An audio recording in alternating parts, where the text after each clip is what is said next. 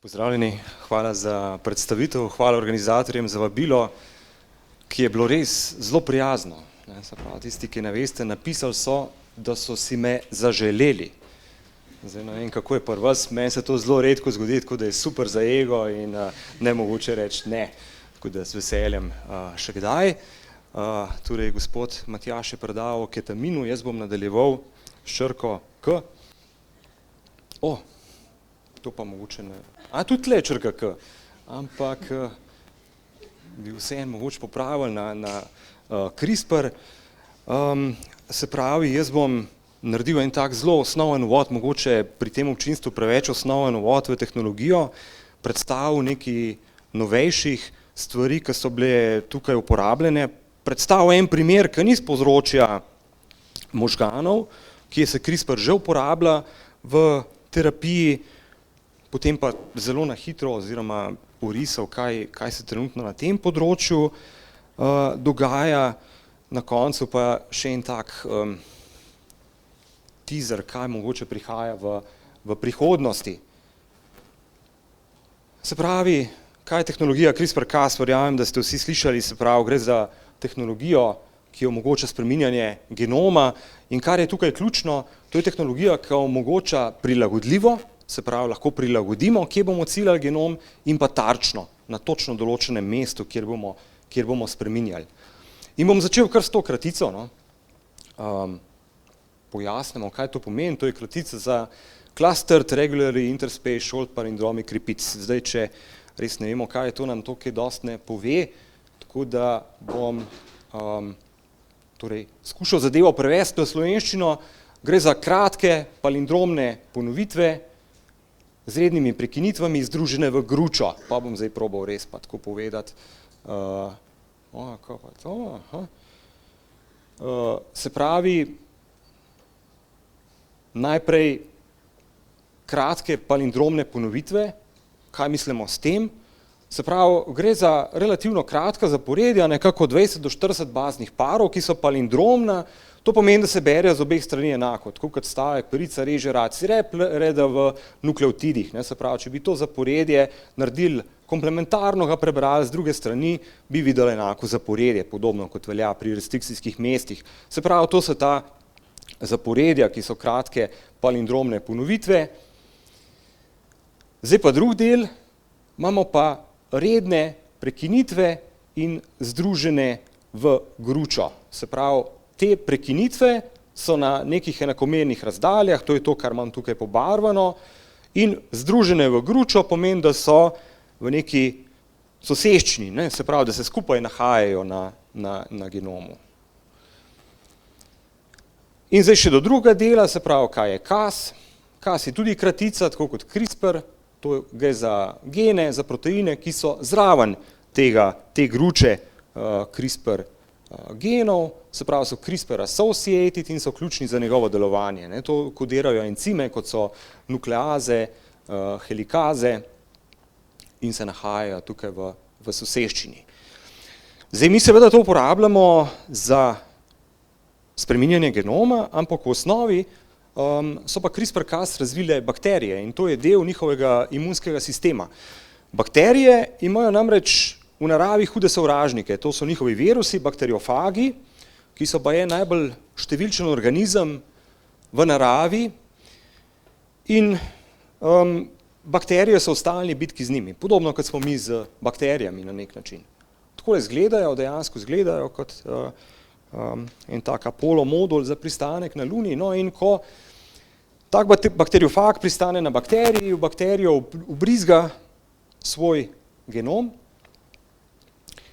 ki kodira za svoje strukturne proteine, ti se potem namnožijo v bakteriji in na koncu privedejo do bakterijske lize, sprostitve novih virusnih delcev, to tukaj ni pomembno. Je pa CRISPR-Cas tehnologija, ki ima v tem svoji gruči shranjeno tako imenovano CRISPR-RNA, ki se poveže s Cas proteinom in ta prepozna določeno zaporedje fagne DNA in jo razgradi in s tem prepreči fagno okužbo. Seveda se pa lahko zgodi, da bakterijo napade tudi fag, ki ga bakterija predtem še ni srečala in torej nima tega zapisa za CRISPR, ki predstavlja obrambo. V tem primeru bo večina bakterij uničena strani virusa, nekatere pa bo ravno tako Cas sistem uporabil in bo v to zaporedje, te gruče dodal eno kratko zaporedje virusnega genoma, ki bo v nadaljevanju služilo za imunost teh bakterij. No, skratka, v tem kontekstu je pomembno samo, da lahko CRISPR cepi DNA na točno določenem poljubnem mestu in to seveda lahko izkoristimo. Različic CRISPR-Cas je ogromno, tukaj ne bom šel v podrobnosti, najbolj znana je pa zagotovo sistem CRISPR-Cas9 iz bakterije Streptococcus pyogenes, največ aplikacij je narejenih na tem proteinu. Gre za relativno velik protein, okrog 160 kilodaltonov. Tudi gen je posledično precej velik, kar predstavlja kar nekaj težav in ima dve nukleazni mesti, kot boste videli v nadaljevanju. Se pravi, tehnologija deluje tako, da Cas9 ponudimo CRISPR-RNA, ki je komplementarna tarčnemu DNA zaporedju. Ta se v encim Cas9 ustavi s pomočjo druge RNA molekule, to je tako imenovana tracer RNA, ki skrbi za ustavitev na ustrezno mesto, ti dve sta paroma komplementarni in celotna tehnologija nekako temelji na tem, da so raziskovalci odkrili, da lahko ti dve RNA molekuli povežejo v eno tako imenovano guide RNA, tako da imamo dve komponenti, Cas9 in pa vodilno guide RNA, ki usmerja Cas9 na ustrezno mesto na genomu. Se pravi, če imamo na genomu to prepoznavno zaporedje, potem ga bo Cas9 našel, razprl dvojni vijačnici in potem bosta obe nukleazi v bistvu cepili vsaka svojo vijačnico in prišlo bo do prekinitve verige. In to je bistvo delovanja. Zdaj, kaj je naslednji korak? V eukarionskih celicah imamo popravljalne mehanizme, ki so sposobni tovrstne prekinitve popraviti. Pri tem bo najverjetneje prišlo do nekih sprememb, ki bodo lahko rezultirale v prekinitvi, v ustavitvi nekih nesmiselnih sprememb, ki bodo najverjetneje prekinili ta gen. Druga možnost je pa, da ustavimo tako imenovano donorsko DNA, ki se bo na to mesto s popravljalnimi mehanizmi ustavila. In to sta ti dve možnosti. Se pravi, enkrat imamo nehomologno združevanje koncev, kjer pride samo do popravka, drugo je pa homologno usmerjeno popravljanje. V tem primeru moramo ponuditi še neko dodatno DNA zaporedje, ki lahko vsebuje nek nov gen, ki ga želimo na to mesto ustaviti. Kot rečeno, znanstveniki zelo intenzivno delajo na razvoju te tehnologije in tukaj imam predstavljenih nekaj, lahko rečemo, naslednjih generacij CRISPR-Cas tehnologije, ki počasi prehajajo v uporabo in bodo najverjetneje prešle tudi v klinično uporabo. Se pravi, to je tako imenovana prva generacija, ki sem jo prej predstavljal. Druga generacija je bazni urejevalnik, base editor. Torej, poleg tega, da lahko cepimo DNA, nam Cas9 lahko služi kot zelo natančen usmerjevalec na točno določeno regijo v genomu in lahko potem pripravimo tako imenovan fuzijski protein, tako da Cas9 združimo z enim drugim proteinom. V tem primeru je to recimo deaminaza. Cas9 lahko tudi spreminjamo. Tukaj imamo recimo različico N, to je kratica za nikazo, se pravi encim, ki naredi samo zarezo, ne prereže DNA, se pravi naredi zarezo in potem deaminaza lahko spremeni en nukleotid v drugega. Se pravi, imamo zamenjavo enega samega nukleotida, kar je recimo pri kakšnih snipih že lahko terapevtsko orodje. Najnovejša generacija je pa tako imenovani primarni urejevalnik, prost prevod, prime editor, je originalen izraz, kjer je pa sam Cas9, spet gre za obliko nikaze, združen z reverzno transkriptazo. Zakaj? Se pravi, prej, ko smo imeli sistem homolognega popravljanja, tukaj lahko pride vseeno do ene nepopolnoma ali pa do neke heterogenosti pri tej ustavitvi v genoma. Ne. Tukaj pa reverzna transkriptaza poleg ciljanja ponuja še šablono za spremembo same DNA, ki se prepiše iz te prime editing guide RNA, ki je daljša, vsebuje torej samo zaporedje in omogoča zelo ciljano, zelo natančno spremembo na tem mestu. Potem pa še ena različica, se pravi, teh Cas proteinov je res veliko bogatstvo. Ena od različic je recimo Cas13, ki ne spreminja DNA, ampak spreminja RNA, je torej RNA urejevalnik in tudi zato si lahko zmislimo kakšne aplikacije. Tukaj imamo sicer različico D, ki je kratica za dead, se pravi, vidimo, da nima nobene nukleazne enote aktivne, samo usmeri na točno določeno mesto na RNA in potem deaminaza spet spremeni en nukleotid v drugega. Se pravi, to so nekako izboljšane različice, ki jih bomo srečali v nadaljevanju. No, omenil sem primer klinične uporabe. 3 leta nazaj je bil prvič registriran v ZDA, 2 leti nazaj v Evropski uniji. Prvi primer uporabe terapevtske je pri anemiji srpastih celic, skratka nepovezani bolezni, ampak sem povedal, se mi zdi zanimivo, torej gre za gensko bolezen, pri kateri se pojavlja točkovna mutacija v genu za beta globina, se pravi ena mutacija vodi za zamenjavo glutaminske kisline z valinom in to potem povzroči, da se normalni hemoglobin tvori take dolge verige in posledično eritrociti postanejo taki nefleksibilni, take srpaste oblike postanejo in bolniki imajo veliko težav, hude bolečine povzroča to zadrževanje, težavno prehajanje tankih kapilar in zdravljenje je tukaj zelo oteženo. In zdaj, možnost genskega zdravljenja nas zelo tako intuitivno namiguje na to, da bi bilo smiselno popraviti to mutacijo, ampak tehnologijo, ki so jo razvili, v bistvu ne gre v to smer, je bolj taka destruktivna.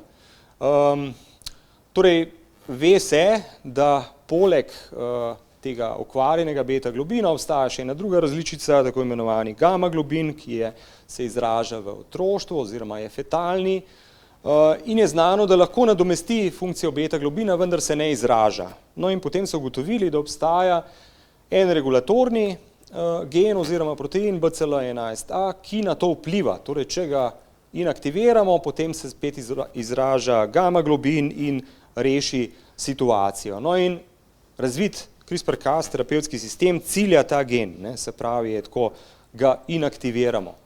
In to je torej ta terapija, ki je bila razvita.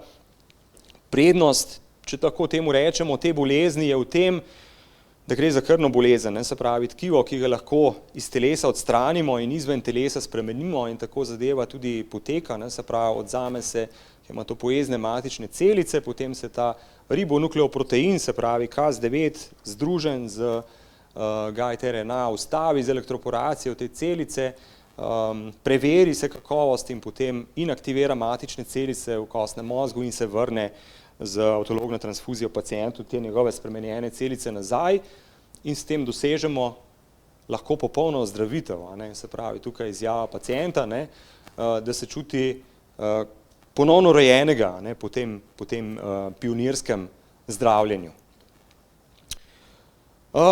Pri nevrodegenerativnih boleznih še nismo tam. Torej pregledal bi te 4 bolezni.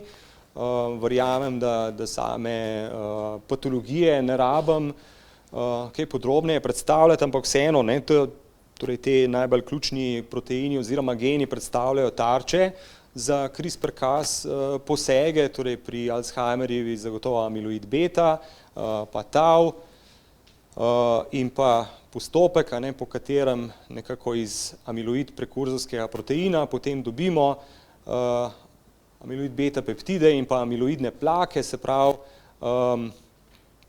imamo mutacije v genih za amiloidni prekurzorski protein in PSN1 in 2, ki sta del tega gamma sekretaznega kompleksa, ki ravno tako sodeluje pri nastanku teh peptidov, drugače pa tukaj gre za večinoma sporadično bolezen, ne, se pravi, za gensko zdravljenje imamo pa bolj mogoče v mislih neke družinske gensko pogojene motnje.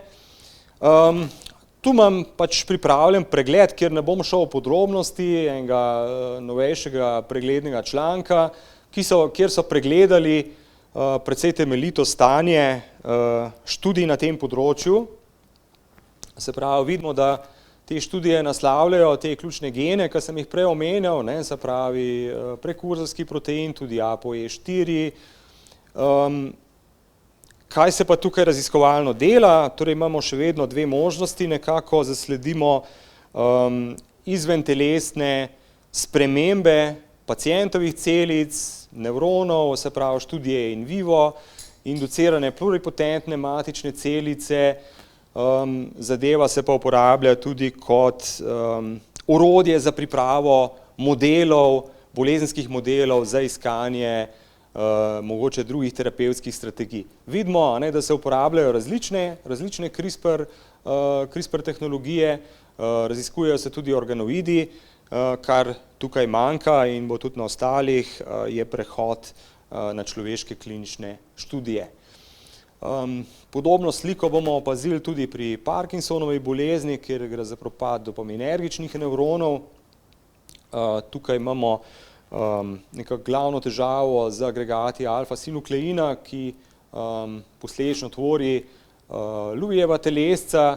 Tukaj je družinska oblika, se pravi dedna oblika, nekoliko pogostejša in imamo kar velik nabor genov, pri katerih opažajo mutacije povezane z bolezenskim fenotipom, torej od alfa-sinukleina, parkina in nekaterih drugih in spet, imam primerljivo tabelo, ki sem jo povzel po temu avtorju in vidimo podobno sliko. Se pravi, naslavljajo se ti geni, študije se pa delajo na modelnih, torej na modelih, celičnih modelih, induciranih pluripotentnih matičnih celicah, nevronih iz njih razvitih, mišjih modelih, kjer pa so raziskave uspešne, se pravi, uspejo pokazati neke izboljšave tudi na mišjih modelih ali pa uspešno, torej z uporabo tehnologije CRISPR uspešno popravilo teh težav, ki se pojavljajo.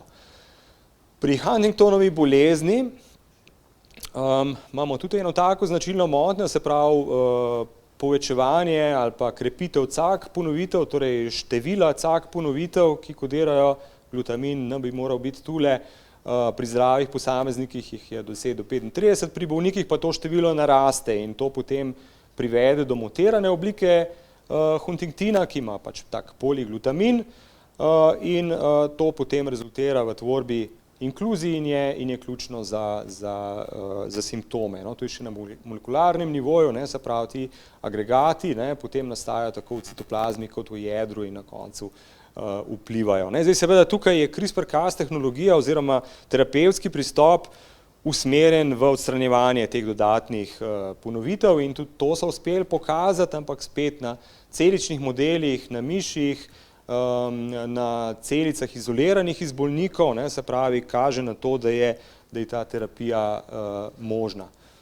In še zadnji primer je amiotrofična lateralna skleroza, ki je smrtonosna bolezen, ki se izraža z izgubo funkcionalnih motonevronov. Tudi tukaj imamo družinsko obliko približno 10% in tukaj imamo pa še večjo pestrost genov, ki so vpleteni v to patologijo, C9OR72, SOD1, TDP43, ki ga ta gen kodira. In tudi tukaj imamo značilnost teh nukleotidnih ponovitev, tukaj imamo heksanukleotidne ponovitve v tem ORF genu in tudi tukaj je logika ali pa rezultati tega pregleda so zelo podobni, da ne gremo v podrobnosti, se pravi celični modeli, mišji modeli, pa pozitivni rezultati na različnih teh tarčah, kjer so uspeli popraviti te mutacije, do katerih prihaja. Ena od težav, ki jih imamo za tehnologijo CRISPR-Cas, je njena ustrezna dostava, več možnosti so, se pravi, lahko zadevo dostavimo s pomočjo plazmida, zakodirano na plazmidu z elektroporacijo, mikroinjekcijo, dejansko najpogostejša je dostava z virusi, torej z adenovirusi oziroma z adeno-asociiranimi virusi. V zadnjem času pa zelo zanimiva tudi dostava z lipidnimi nanodelci.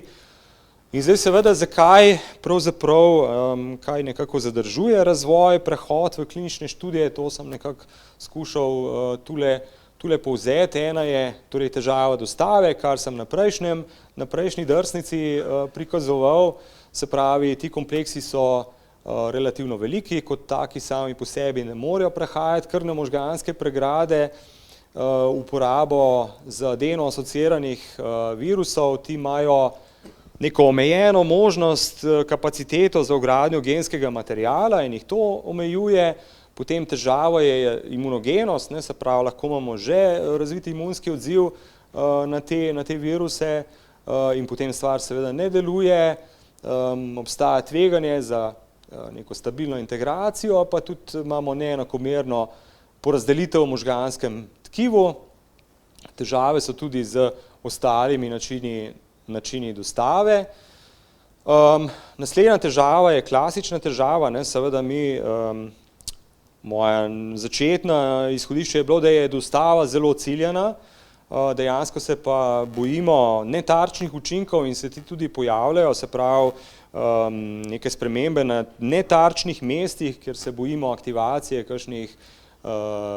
kakšnih onkogenih sprememb, torej nastanka kakšnih rakavih sprememb. In to je še posebno tvegano v nevronih zaradi omejenih regenerativnih sposobnosti. Težava je tudi imunski odziv, lahko je predobstoječ na Cas9. Potem imamo pa še etične izzive, ki so nekako drugačni pri nevrodegenerativnih boleznih. Eno je pridobivanje soglasja, dostikrat bi si želeli zdraviti že otroke, in je tukaj vprašanje, včasih bi bilo smiselno celo zdravljenje ploda, tudi to je potem z etičnega stališča vprašljivo. Spremembe v centralnem živčnem sistemu so nepovratne in pogosto tudi sam potek bolezni, hiter potek, otežuje rekrutiranje bolnikov v klinične študije in je to še en razlog, da zaenkrat se jaz nisem zasledil, da bi bili ti pristopi uporabljeni v kliničnih raziskavah na ljudeh. Torej, bomo počakali še par let, za konec pa zelo na hitro, že malo predolg. Torej, nekatere nove možnosti, kaj pa mogoče nas čaka v prihodnosti, en tak pa dva podobna primera, se pravi delovanje nekako na nivoju spomina, možnost epigenetskega urejanja, se pravi, raziskovalci so pri podganah odkrili gen za inzulinu podoben rastni dejavnik, ki ima z starostjo čedalje bolj metiliran promotor in to vpliva na njegovo izražanje, in so potem spet uporabili neko različico CRISPR-Cas, ki je demetilirala ta promotor in vplivala na večje na izboljšavo izražanja in s tem pri starejših podganah izboljšali spomin v enem takem prilagojenem testu. In podobno so odkrili tudi tukaj, le da gre za čist nek drug pristop, se pravi, tukaj pa gre za razgradnjo nekih proteinov, ki je starostjo drugačno. Razgradnjo proteinov usmerja ubikvitinacija in tukaj so ugotovili, da pri starosti se poveča ena specifična oblika poliubikvitinacije in so za CRISPR-Cas na nivoju mRNA zamenjali en kodon, preprečili to poliubikvitinacijo in spet ugotovili, da pride do izboljšave spomina samo pri starejših podganah. Se pravi, možnosti tukaj so zelo velike, videli bomo pa v nadaljevanju, kaj bo prišlo dejansko v klinično rabo. Tako da hvala za pozornost.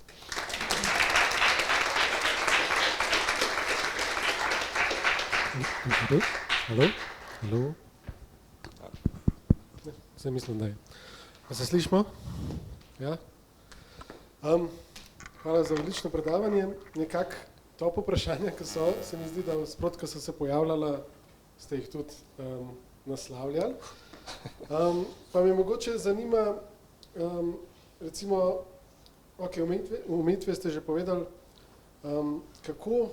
kje pa vi vidite, recimo, kaj bi bilo v prihodnosti glavni glavna težava oziroma glavna zadeva za premostiti, da bi tehnologija postala še boljša, da bi se te omejitve zmanjšale?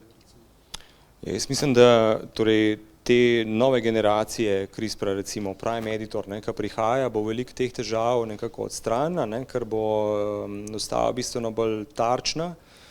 Za uporabo bo pa vedno problem cena. Zdaj vidimo nekatere bolezni, ki so zelo poligenske, se pravi, razvoj bo verjetno moral iti v smeri hkratne dostave več različnih, torej ciljanja, z možnosti ciljanja več genov hkrati. Se pravi, da bomo imeli neke terapije, ki bodo primerne za več pacientov z različnimi okvarami. To se mi zdi tak zelo pomemben vidik, ki bi bil vključen za neko širšo dostopnost tega. Ker že danes vemo o težavah, ki jih imamo z financiranjem tega genskega zdravljenja, se pravi za posamezne paciente zbiramo v različnih akcijah, koncertih in verjetno bo to potrebno nasloviti bolj sistemsko in tudi raziskave bojo po mojem morali iti v smeri širše uporabnosti. Hvala lepa. Eno vprašanje, ali bi se moralo za hude monogenske bolezni uporabljati CRISPR-Cas v zarodnih celicah? Torej na samem zarodku? Ja, razumem. Ali je dovolj, da se kasneje v življenju?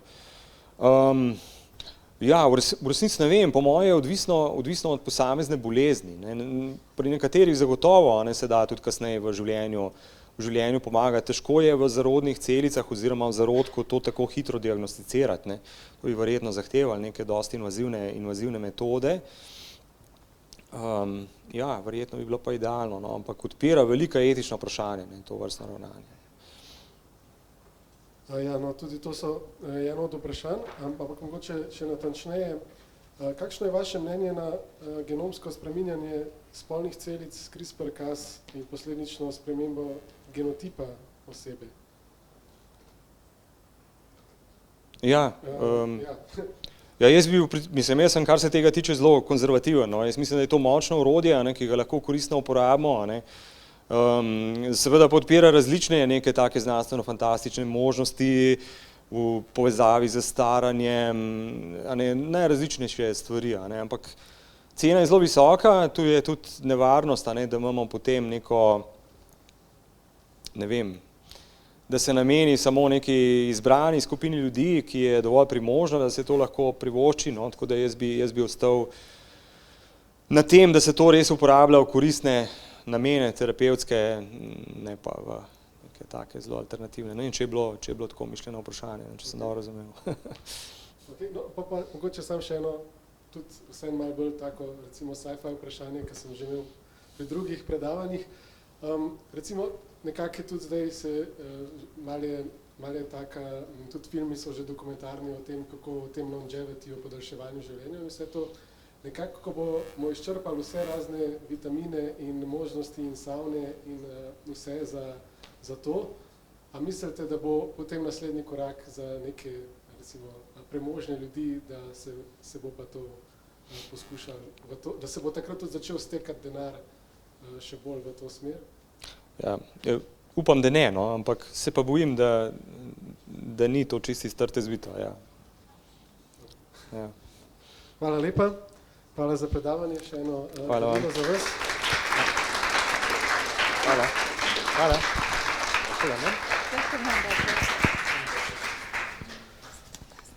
Takole, prišli smo do konca.